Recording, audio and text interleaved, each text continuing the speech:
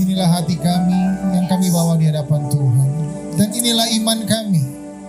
Kami percaya bahwa Yesus menolong kami. Amin. Kami percaya Yesus menyertai kami. Amin. Bahkan mengadakan mukjizat bagi kami, kesembuhan, pemulihan, pertolongan Tuhan tepat pada waktunya terjadi. Terima kasih Tuhan, Kau baik. Tolong kami pagi ini dengan sukacita, kasih, damai sejahtera yang Kau berikan bagi kami. Dan kami pulang dengan kemenangan. Terima kasih Bapa. Biarkan firman-Mu menguatkan kami. Di dalam nama Tuhan Yesus kami berdoa. Haleluya. Amin. Haleluya. Terima kasih buat tim yang melayani praise and worship. Dan shalom. Ya, puji Tuhan, di tengah udara dingin, hujan, saudara tetap hadir dan punya semangat untuk tetap mengasihi Tuhan, mendengar firman, dan kita bersekutu bersama-sama, berdoa bersama-sama. Amin. Bahwa kasih Tuhan di tahun ini akan sempurna, lebih dari yang tahun-tahun sebelumnya. Katakan amin. Selamat tahun baru, dan kita akan memasuki di tahun double grace. Bagaimana Tuhan akan memberkati saudara, tapi satu hal yang kita harus belajar juga, bahwa kita harus punya pemulihan dengan Tuhan. Kita harus pemulihan dengan diri, pemulihan dengan sesama, dan pemulihan dengan Tuhan. Mari kita lihat PowerPoint ini bukan ini. Bisa ditukar.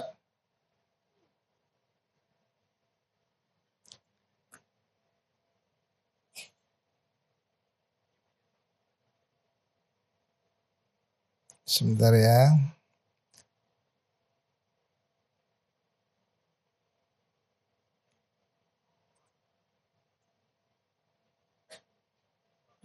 Ya, sudah saya kirim ulang itu ya. Kita bicara tentang relation atau restoring relationship. Kita bersyukur bahwa Tuhan menyertai kita. Di dalam Injil Markus pasal yang bentar ya. Saya buka buat kita semua. Injil Markus pasal 11 ayat 25. Dan jika kamu berdiri untuk berdoa, ampunilah dahulu sekiranya ada barang sesuatu dalam hatimu terhadap seseorang, supaya juga Bapamu yang di surga mengampuni kesalahanmu. Jadi Tuhan menginginkan ada sebuah pemulihan dari hidup saudara dan saya untuk satu tujuan. Apa tujuan yang utama? Yaitu kasih Tuhan. Kasih Tuhan datang dari hidup saudara. Banyak hal dalam hidup kita yang kita buat dan akhirnya salah. Dalam perjalanan waktu, tidak ada seorang yang sempurna dalam kehidupannya. Dan waktu kesalahan itu terjadi, maka kita minta ampun dong kepada Tuhan. Tapi berapa banyak yang terjadi atau yang kita buat melanggar apa yang Tuhan telah tetapkan dalam hidup kita. Satu hal yang Tuhan rindukan bahwa kalau kamu mau datang sama Tuhan berdoa, kamu memberikan pengampunan lebih dahulu. Kenapa seperti itu? Supaya Bapa di surga juga mengampuni. Artinya bahwa hati kita harus ada rekonsiliasi atau pemulihan, harus ada pemberesan supaya waktu kita berdoa, Tuhan mendengar doa kita. Sebab kalau kita tidak, maka doa kita terhalang. Kenapa seperti itu ya? Karena Tuhan penuh kasih, penuh kemurahan. Bayangkan saudara, kita ini sering buat salah, tapi Tuhan tetap mengampuni saudara.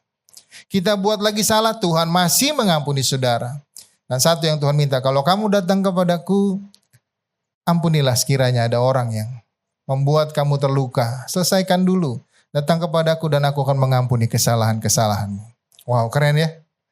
Tapi mudah gak saudara? Enggak ya. Mengampuni itu gak mudah, dan saya pernah bersaksi juga di tempat ini bahwa ada suatu luka hati dalam diri saya yang panjang dan lama. Nah, saya gak bisa terima, tapi pada akhirnya saya mengerti bahwa saya harus mengampuni.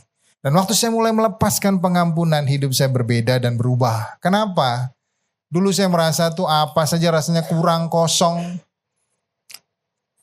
Apalagi saya berhubungan dengan pemimpin atau otoritas di atas saya. Apapun bentuk otoritas, mau pemerintahan saya udah gak terima. Ada peraturan pemerintah, aduh ini sama aja. Jadi mulai image-nya miring terus kemana-mana. Why? Dasarnya cuma satu, luka. Tapi waktu saya mulai melepaskan pengampunan, datang kepada orang dan minta pengampunan itu. Dan minta didoakan. Seperti terlepas dari hati saya. Seperti terbuka dari hati saya. Sesuatu yang baru, Tuhan ini berbeda. Dan waktu itu terjadi, doa saya berbeda karena sudah ada pemberesan dalam hati. Dan waktu doa berbeda itu, kuasa Tuhan dinyatakan. Sakit saya disembuhkan. Pemulihan-pemulihan demi pemulihan itu betul-betul terjadi dalam hidup saya. Dan itu yang saya alami. Jadi dalam surat atau Injil Markus ini, dalam Injil Markus 11:25 ini, dan jika kamu berdiri untuk berdoa, ampuni dahulu sekiranya ada barang suatu dalam hatimu terhadap seseorang, supaya Bapamu di surga mengampuni kesalahanmu. Saya buka lagi ya. Bisa di slide ya. Jadi sebelum memohon kepada Tuhan ada 3 hal yang saya catat di sini. Yang pertama, yang pertama. Bukain. Iya, berdamai dengan diri sendiri. Bilang, berdamai dengan diri saya. Karena beberapa orang masih belum bisa berdamai dengan dirinya. Masih benci terhadap keluarga, benci terhadap orang tua, benci terhadap nama keluarga. Masih gak bisa terima ada nama keluarga itu. Karena Pak, keluarga saya brutal, keluarga saya gak sopan, keluarga saya jelek. Dan saya malu tinggal di keluarga itu. Ada lagi yang saya malu sama mama saya malu sama perbuatan papa saya malu perbuatan kakak-kakak saya. Ada yang berkata, kenapa saya dilahirkan dari dia, dari keturunan orang itu. Saya dibuang, saya benci sama keluarga itu, saya ditinggalkan. Dan ini cerita-cerita yang saya sampaikan, kejadian. Dan ada yang benci sama keluarganya sama sekali. Karena merasa dibuang, dipisahkan. Tapi hari ini dimanapun kita dilahirkan, bersyukur saudara. Karena Tuhan punya maksud terhadap hidup saudara dan saya. Amin. Saya dulu pernah bilang gini, kenapa ya Tuhan saya dilahirkan di keluarga ini? Karena keluarga saya itu ya ribut, berantem. Dari kecil saya ngalami itu. Di rumah gak nyaman, gak tenang. Kok begini ya? Pingin ada di rumah yang di sana loh. Di sana rumahnya keluarganya asik, menikmati segala sesuatunya. Itu penglihatan sekilas saya. Ternyata memang di dalamnya juga setiap orang bisa marah-marah di rumah ya. Bapak itu kalau anaknya bertumbuh masih kecil, wah terus menyulitkan, terus marah-marah. Sama aja ternyata. Tapi lingkungan keluarga kami lingkungan yang tidak nyaman. Dan saya merasa kenapa saya gak dilahirkan di keluarga itu. Kenapa gak dilahirkan di luar negeri aja deh. Kenapa di Indonesia? Itu saya belum bisa berdamai dengan diri saya. Dan sampai akhirnya firman Tuhan berkata bahwa dalam catatan Daud, sejak kandungan ibuku Tuhan telah menenun aku. Dan waktu saya membaca itu, Tuhan terima kasih. Dimanapun saya dilahirkan, pasti ada maksud Tuhan.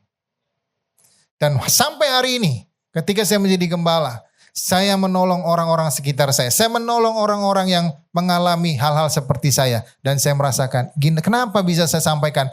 Karena saya pernah ada di keluarga seperti itu. Dan hari ini saudara, kalau kita berdamai dengan diri kita sendiri, kita menjadi orang yang merdeka. Amin. Karena gak ada yang bisa pilih kok kita lahir di mana. Saudara bisa pilih? Mau lahir di luar negeri? Kan gak bisa. Kita juga gak tahu kita lahir, tiba-tiba besar baru mulai memahami. Pemikiran kita mulai dewasa dan baru paham, oh saya anaknya ini, saya tinggal di keluarga ini saudara-saudara saya. Kan ada yang tahu kelahiran kita. Tapi Tuhan tahu kelahiran saudara. Karena dia mengizinkan. Jadi bersyukurlah buat semua kita yang ada di tempat ini. Apapun latar belakang kita, persoalan yang kita hadapi sejak kecil sampai besar, bersyukurlah bahwa Tuhan ada menempatkan saudara. Karena dia punya maksud di dalamnya. Amin. Kita bisa menolong orang-orang sekitar kita. Karena tujuan kita hidup sebagai warga kerajaan jelas. Bersaksi tentang Tuhan dan bersaksi hidup saudara bahwa Tuhan telah menolong kita. Dan hari ini saya bersaksi Tuhan telah menolong saya. Keluarga kami gak nyaman saudara kalau tinggal ya. Saya masih kecil ingat sekali. Jam 2 pagi saya harus bangun digendong sama ketua RT. Karena papa mama saya sedang perang seperti Israel, Yaman, Suriah gitulah ya di rumah. Jadi saya diangkat ke ketua RT karena rumah RT kami itu cuma 3 rumah dari rumah kami. Saya di rumah Pak RT kecil mendengar di rumah itu diang, duang, perang. Mirip-mirip lah sama yang sekarang terjadi di Timur Tengah. Dan saya udah gak nyaman. Dari kecil saya udah ngalami yang begitu. Bangun kaget karena ada pertempuran dahsyat. Makanya piring kami nggak pernah 2 lusin, nggak pernah 1 lusin, saudara. Pasti ada yang beberapa pecah dilempar. Tapi itu yang pernah terjadi dalam keluarga kami. Dan saya bilang, Tuhan, kenapa saya ada di situ? Dan hari ini saya sadar, saya bersyukur ada di keluarga itu. Karena dengan itu saya bisa memahami kondisi-kondisi yang terjadi dari, apalagi saya sebagai gembala. Ada jemaat yang datang, Pak kami begini. Saya paham karena saya pernah ada di situ. Jadi kalau hari ini saudara ada di keluarga saudara, bersyukurlah. Karena ada keluarga lain yang membutuhkan pertolongan saudara untuk saudara bersaksi nama Tuhan. Bagi orang-orang yang membutuhkan pertolongan. Amin. Jadi berdamai dengan diri sendiri, bersyukur di mana kita ada. Bersyukur apa yang Tuhan telah berikan dalam hidup kita. Sekalipun mungkin ada orang yang berkata, Pak saya gak punya orang tua, saya gak tahu, saya dibesarkan oleh orang lain. Percayalah Tuhan punya maksud yang hebat dalam hidup kita. Asalkan kita percaya kepada Dia. Kalau saudara baca Alkitab, tidak ada perjalanan yang mulus dari semua hamba-hamba Tuhan. Bahkan Yesus pun mengalami aniaya. Mengalami sebuah pergumulan yang berat. Di Taman Getsemani dia berdoa, Bapa kalau boleh cawan ini lalu daripadaku. Itu pergumulan yang berat. Tapi sampai akhirnya dia memperoleh kemenangan. Dan kita semua dimerdekakan dan dikuduskan. Amin. Itulah Yesus. Jadi yang pertama kita harus berdamai dengan diri sendiri. Siapapun saudara dan saya hari ini saudara berkata bahwa saya dipelihara oleh Tuhan. Saya dimenangkan oleh Tuhan, saya dikuduskan oleh Tuhan. Dan sejak kandungan saya ditenun oleh Tuhan. Luar biasa. Bayangin dari kecil kita sudah dalam perhatiannya Tuhan. Sekalipun kita menolak Dia. Sekalipun mungkin kita tidak sungguh-sungguh dalam Dia. Tapi dari kecil saudara dalam perhatiannya Tuhan. Kalau tidak terjadi saudara. Tidak terjadi kelahiran saudara. Kelahiran kita akan diizinkan oleh Tuhan. Artinya Tuhan memperhatikan kelahiran kita. Sekalipun saudara gak dalam Tuhan. Tapi Tuhan mengasihi saudara. Dan hari ini bersyukurlah buat kasih Tuhan yang sempurna. Bahkan sampai besar pun ada orang yang masih melakukan hal yang tidak benar. Tuhan tetap menunggu saudara bertobat. Wow, tepuk tangan bagi Tuhan Yesus. Dia menolong dan menyediakan segalanya bagi kita. Jadi berdamailah dengan diri saudara. Karena Kejadian 1 dikatakan, baiklah kita menjadikan manusia menurut gambar dan rupa kita, ayat 6 ya. Supaya mereka berkuasa menurut gambar dan rupa Allah. Saudara dijadikan. Ribuan tahun yang lalu, benih pemikiran itu sudah ada. Dan hari ini saudara bertumbuh, besar, sehat, dengan wajah yang berbeda-beda, gak ada yang sama saudara. Kalau kembar pun pasti gak sama. Tapi Tuhan memperhatikan kita. Dan itulah hari ini kita berkata, kita harus berdamai dengan diri kita karena kasih Tuhan. Karena Tuhan memperhatikan kita sejak masa kandungan. Clear. Tidak usah disangkali dan gak usah lagi bilang, keluarga saya begini, keluarga begitu. Setiap orang ada dan itu menjadi perhatiannya Tuhan. Amin.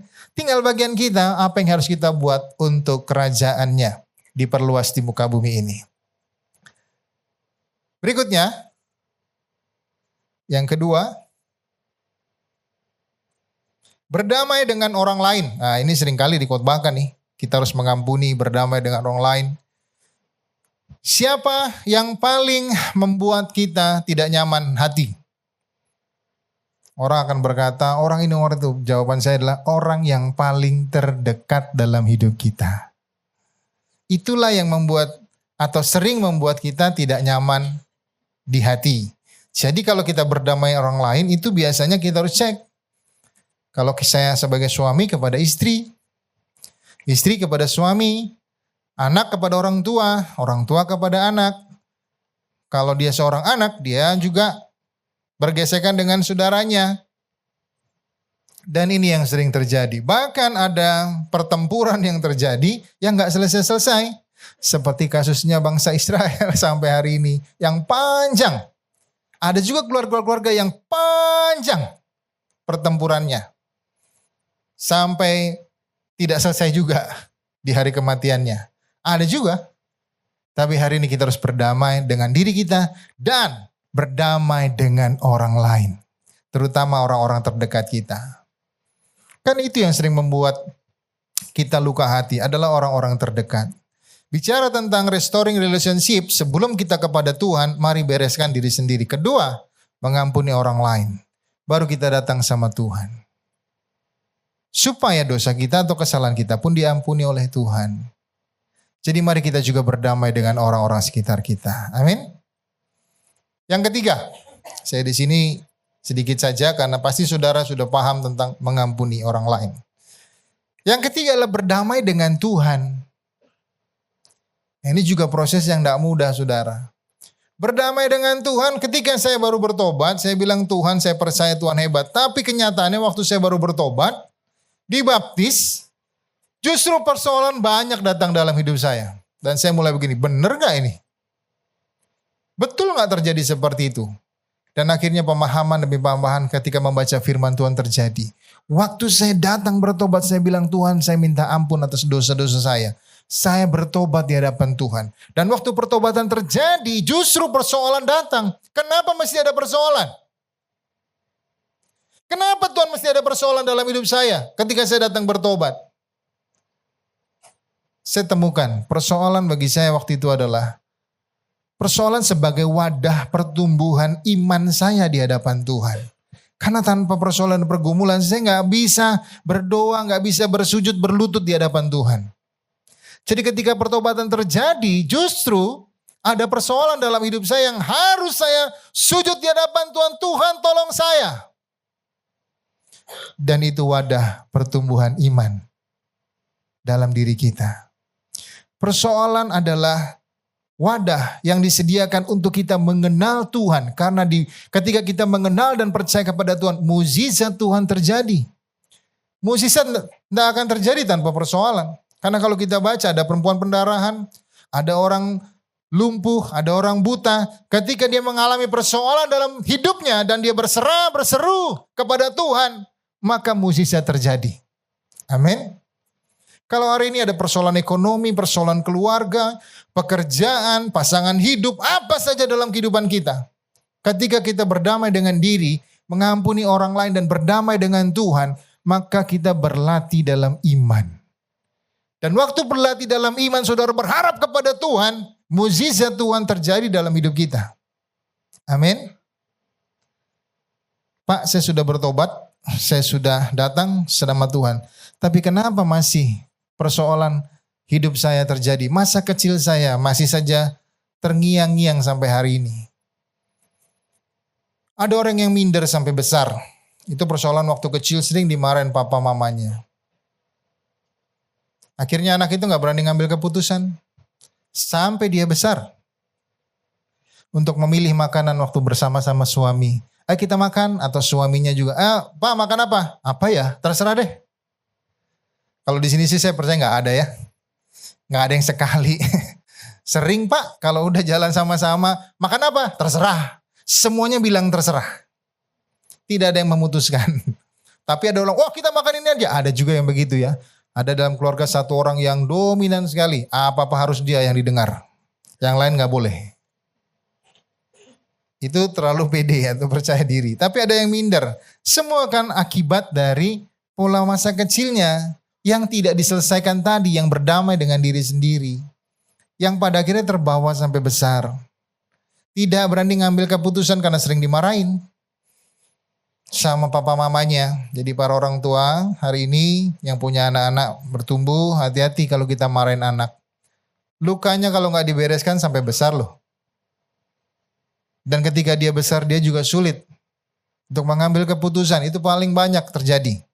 Anak-anak sulit mengambil keputusan dalam dirinya. Sedangkan kita butuh pemimpin yang banyak. Nah seorang pemimpin harus mengambil keputusan. Bagaimana bisa ketika dia dipercayakan dia gak bisa mengambil keputusan. Dia gak berani mengambil keputusan. Karena pola masa kecilnya gak pernah diselesaikan. Tapi hari ini ada kabar baik buat kita semua. Tuhan membawa jiwa kita dalam kemenangan. Ketika kita membaca firman, itulah benih-benih yang bertumbuh dalam hati saudara. Yang semakin hari semakin diperbaiki. Sehingga persoalan masa kecil itu kita bisa selesaikan di hadapan Tuhan. Itulah berdamai dengan diri sendiri. Ada hal-hal yang dari kecil yang tidak kita selesaikan. Satu kali saya konseling dengan seseorang. Dan dia bilang gini. Saya paling benci sama orang yang selingkuh. Seorang pria. Jadi kalau ada orang selingkuh dia sangat punya persepsi yang buruk sekali. Dan itu mengganggu hidupnya.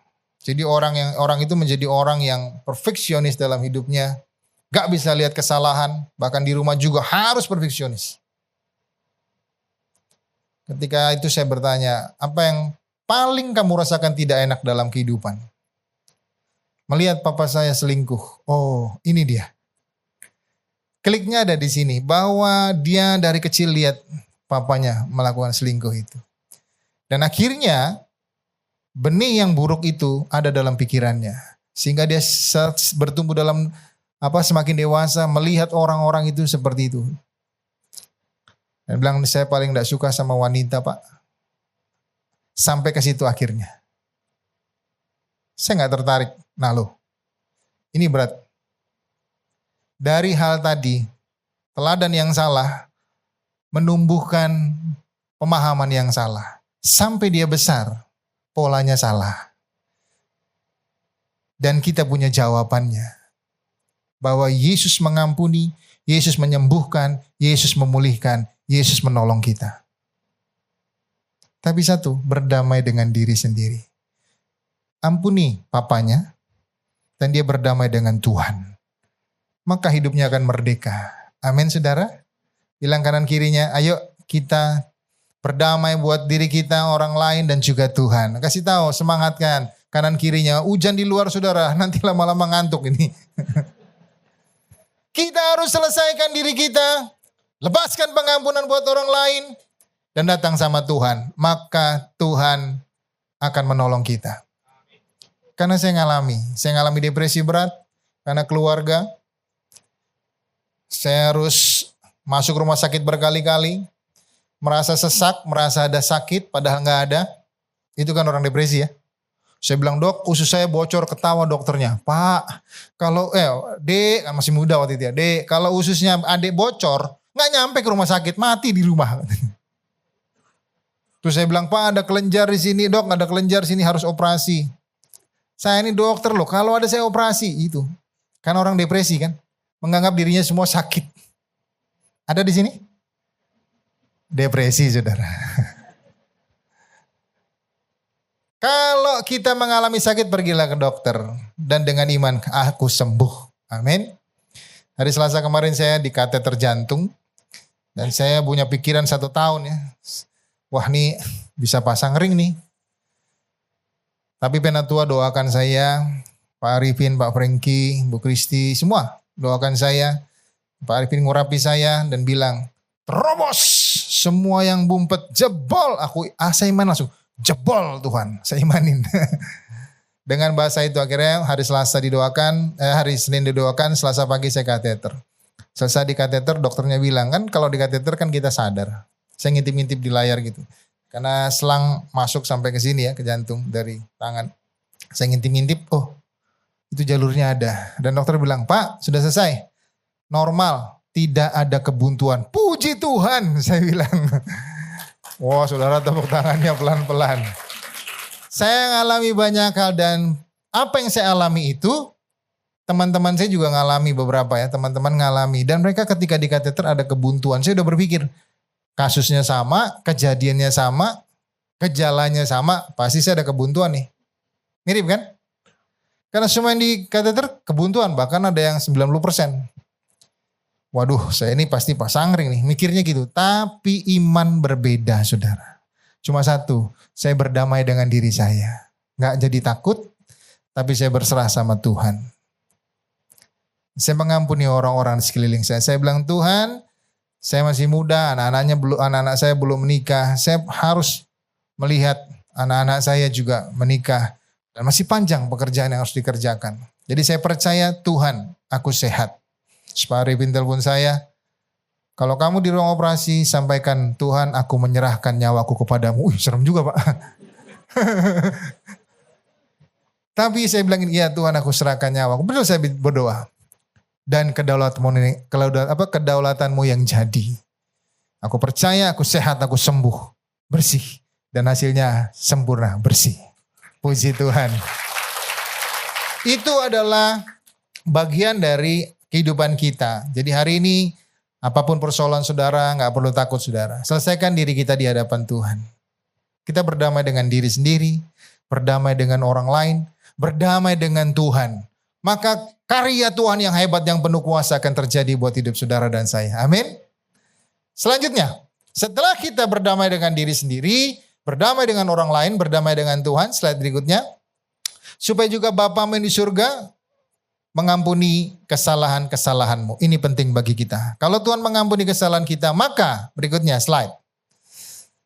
Yesus akan datang kembali. Artinya bahwa di dalam hidup kita saat ini, kita kan sedang menanti kedatangan Tuhan yang kedua. Kapan saudara Tuhan datang? Nggak ada yang tahu pasti. Tapi tanda-tanda itu sudah ada. Kalau Tuhan sudah mau datang, kita harus berdamai dengan diri kita, mengampuni orang lain, berdamai dengan Tuhan. Jangan sampai Tuhan datang, kita masih terluka. Tuhan datang, kita masih kecewa.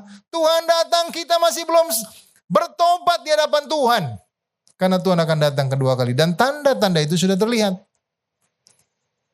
Kisah Rasul pasal pertama ayat 11. Dan berkata kepada mereka, ini suara malaikat. Hai orang-orang Galilea, mengapakah kamu berdiri melihat ke langit? Yesus ini yang terangkat ke surga meninggalkan kamu, akan datang kembali dengan cara yang sama seperti kamu melihat dia naik ke surga. Artinya Tuhan akan datang kembali, ada nubuatan. Nubuatan tentang Yesus sudah dinubuatkan lama saudara. Bahkan Bileam 1400 sebelum Masehi itu 1400 tahun menubuatkan tentang Tuhan. Dan terjadi kelahiran Tuhan. Dan malaikat berkata, apa yang kamu lihat waktu Yesus naik ke surga, dia pun akan datang dengan cara yang sama. Tuhan akan datang. Nubuatan itu pasti digenapi. Dan tanda-tanda itu sudah ada. Jadi hari ini mari kita selesaikan hidup kita. Pemulihan hubungan harus terjadi dengan Tuhan. Karena Tuhan sudah mau datang. Kalau sampai Tuhan datang kita belum selesai dengan Tuhan, cilaka 12 kali saudara. Kesempatan mungkin tidak ada. Tapi selagi masih ada kesempatan, baiklah kita menyelesaikan hidup kita di hadapan Tuhan. Berikutnya, slide berikutnya. Ketika saudara melakukan tadi hubungan dengan Tuhan, kita harus cari wajah Tuhan. Sebab mata Tuhan tertuju kepada orang-orang benar. Orang benar di sini kan harus menyelesaikan kita tadi. Pemulihan dengan diri, mengampuni, bertobat dengan Tuhan. Dan telinganya kepada permohonan mereka yang minta tolong. Tetapi wajah Tuhan menentang perbuatan orang-orang jahat. Ayo hari ini kita cari wajah Tuhan. Ketika kita mencari wajah Tuhan, menunggu kedatangan yang kedua, maka kita mendapat tuntunan Tuhan. Apa tuntunan Tuhan? Coba kita lihat. Slide-nya. Ya, di situ ada janganlah membalas kejahatan dengan kejahatan, lakukan apa yang baik bagi semua orang. Coba lihat slide yang tuntunan Tuhan. Terakhir saudara ya. Tapi saudara saya ngomong terakhir di luar hujan loh. Lanjut aja ya. Tuntunan Tuhan. Lukas 6 ayat 35. Tetapi kamu kasihilah musuhmu dan berbuatlah baik kepada mereka dan pinjamkan dengan tidak mengharapkan balasan. Maka upahmu akan besar dan kamu akan menjadi anak-anak Allah yang maha tinggi. Sebab ia baik terhadap orang-orang yang tidak tahu berterima kasih terhadap orang-orang jahat. Tuhan itu penuh dengan kemurahan. Lukas 6 ayat 37-38 bilang ini, janganlah kamu menghakimi, maka kamu pun tidak akan dihakimi. Janganlah kamu menghukum, maka kamu pun tidak akan dihukum. Ampunilah dan kamu akan diampuni. Berilah dan kamu akan diberi. Satu takaran yang baik yang dipadatkan, yang digoncangkan, dan yang tumpah keluar akan tercurah ke dalam ribaanmu. Artinya saudara menerima berkat yang berlimpah-limpah. Sebab ukuran yang kamu pakai untuk mengukur akan diukurkan kepadamu. Ini janji Tuhan bagi kita. Jadi mari kita bersyukur hari ini. Tidak menghakimi, tidak menyatakan orang salah, tapi melepaskan pengampunan. 3 hal tadi saudara. Berdamai buat diri sendiri. Kedua, berdamai buat orang lain. Ketiga, berdamai dengan Tuhan. Statement yang terakhir. Setiap proses yang kita hadapi, temukan maksud Tuhan. Jadi kalau mengalami proses, jangan salahkan orang lain, jangan salahkan siapapun, tapi cari apa maksud Tuhan dari setiap proses itu. Karena bagi saya, proses adalah wadah iman kita bertumbuh. Persoalan atau kehidupan yang kita hadapi adalah bagaimana di situ mukjizat dapat terjadi. Waktu saya mengalami sakit, saya percaya kesembuhan terjadi dan kesembuhan terjadi. Jadi persoalan apapun kita, tentang ekonomi, keuangan apapun, percaya di balik itu semua ada janji Tuhan. Ya dan amin. Tuhan Yesus memberkati.